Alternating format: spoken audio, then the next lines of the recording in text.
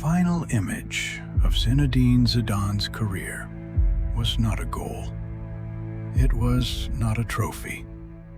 It was a man walking away, alone. Behind him, a World Cup final was still being played.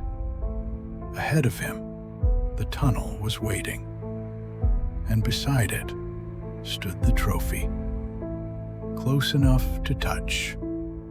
Zidane walked past without looking. No farewell, no final wave. He simply disappeared. You may already know why he was leaving, but that is not where this story begins. Because before Zidane lost his ending, he had spent an entire tournament refusing to let it arrive. The strange thing is, Zidane had already left once.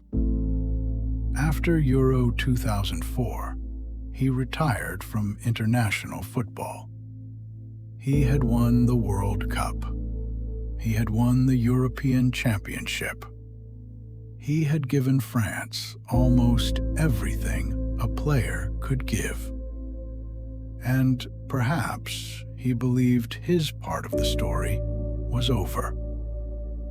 But without him, something changed. France still had great players. They still wore the same shirt. But they no longer felt like the same team. It is difficult to explain how one man can change the weight of an entire country. Yet, when Zidane was gone, France began to doubt. Their place at the 2006 World Cup was slipping away. Then, almost a year after leaving, he returned. Not to the France he had left behind, but to a France that needed him. He came back for one final tournament, one last attempt to carry them somewhere they no longer seemed capable of reaching. At least, that was how the story was supposed to begin. At first, the return did not look heroic. It looked late. France opened the tournament with a draw, then another. Zidane looked tired. The team looked uncertain. And after 2 matches, a suspension kept him out of the third. Before his final World Cup had truly begun, it was already close to ending. France survived without him, just. And waiting in the next round was Spain. Young, fast, fearless. A generation that seemed ready to replace his. Some in Spain spoke as though Zidane's retirement had already been arranged. They believed they were meeting a great player at the end of his time. They were wrong. France fell behind. Then they came back. And in the final minutes, with Spain chasing the match, Zidane received the ball. He stepped inside the defender, waited for the goalkeeper to fall, and scored. There was no wild celebration, no answer to those who had spoken about retiring him. He simply stood before the crowd, arms open, as though he had known all along that the ending would have to wait. Spain had youth. Spain had the future. But Zidane was not ready to become the past. Then came Brazil, and you have to understand what Brazil meant back then. The reigning champions, The team, almost everyone expected to win it again. Ronaldo, Ronaldinho, Kaká, names that made Brazil feel untouchable. And against that team, against those names, Zidane gave football one last perfect dance. He was not faster. He was not younger. He simply seemed to be moving to a rhythm no one else could hear. A touch over one defender, a turn away from another, one pause longer than anyone else dared, and then a pass nobody else had seen. Every touch arrived softer than it should have. Every defender arrived a second too late.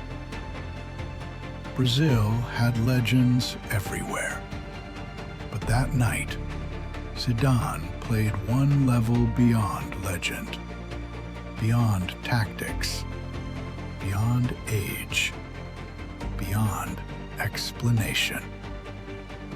You did not need to understand football to feel it. The entire match seemed to bend around him.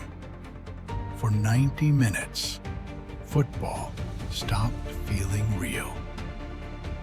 Then came the free kick. Henry escaped. Zidane found him. One touch, one goal. But the goal did not create the magic. It only confirmed it.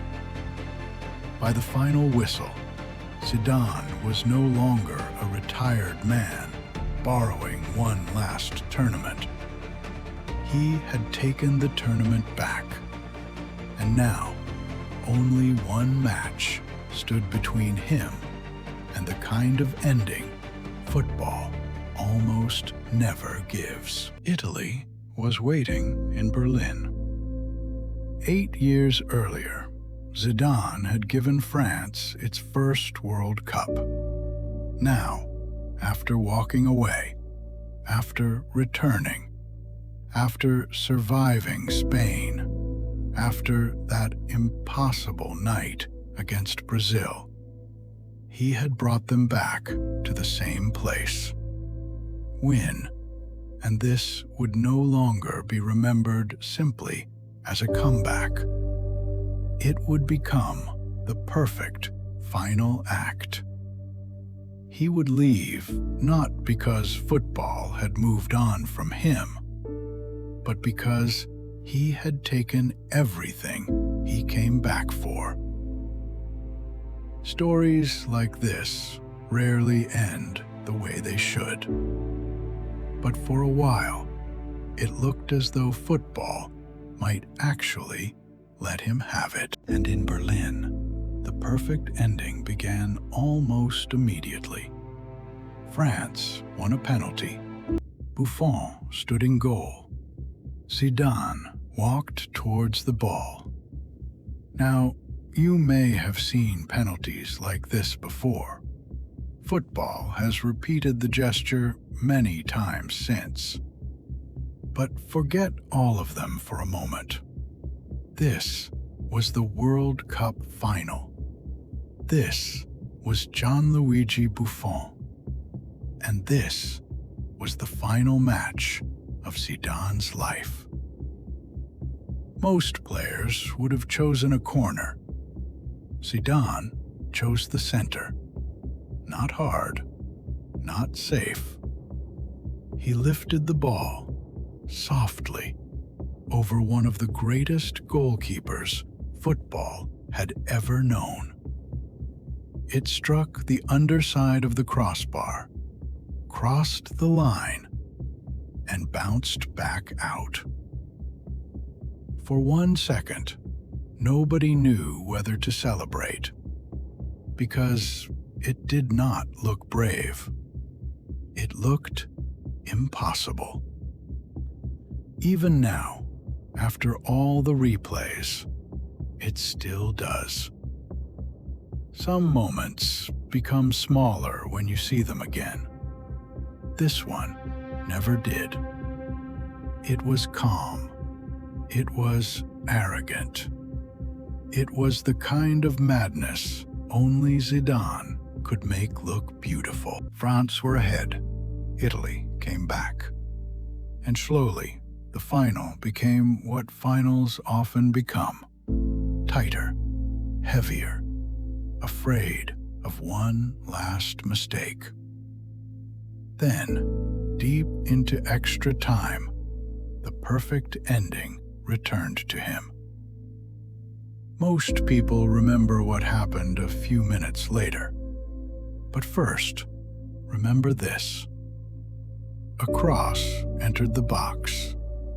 Zidane rose above everyone.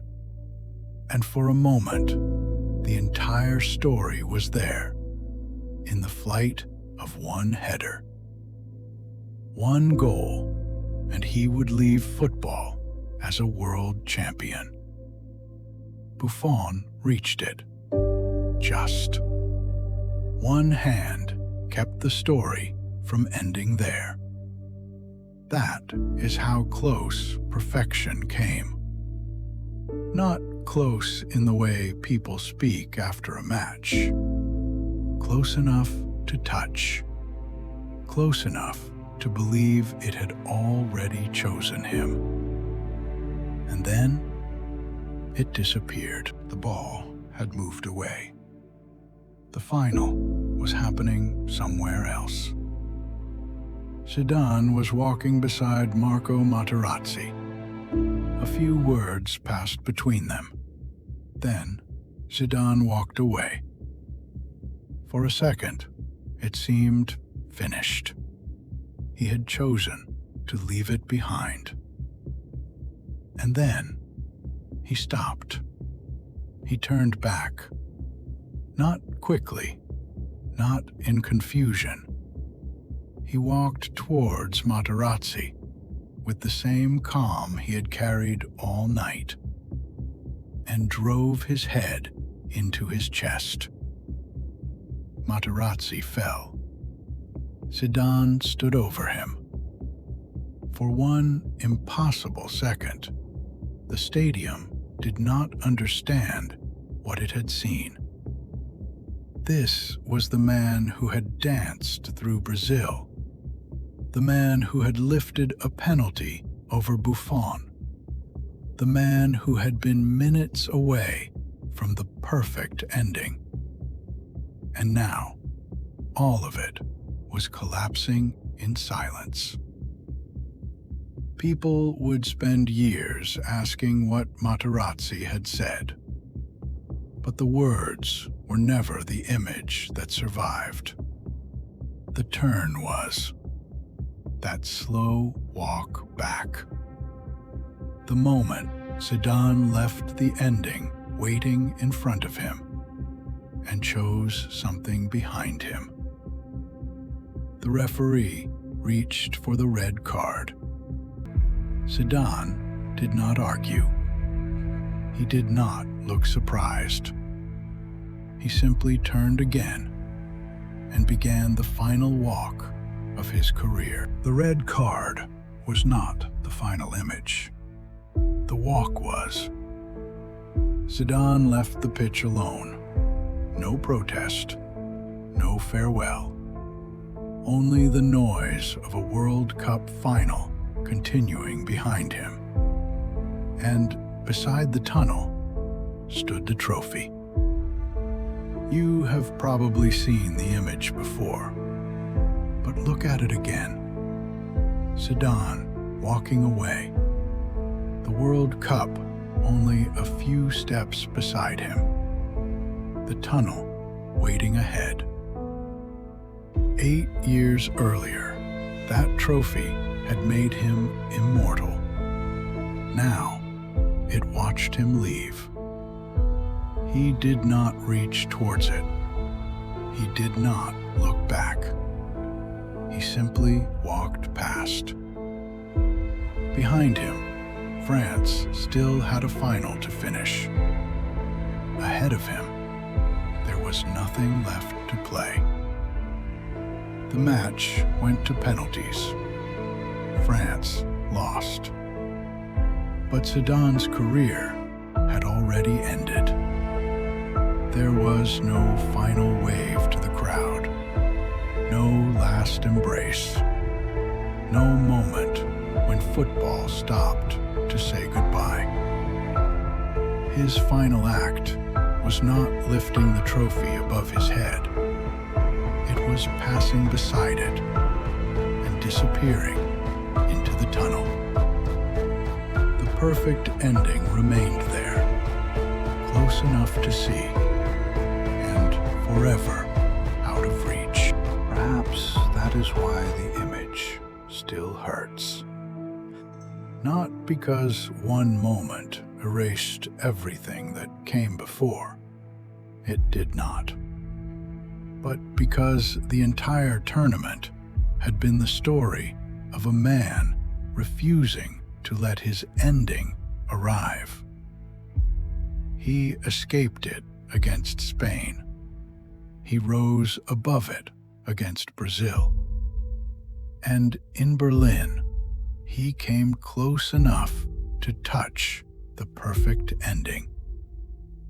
He spent an entire tournament refusing to let the ending catch him. Then he turned back and met it.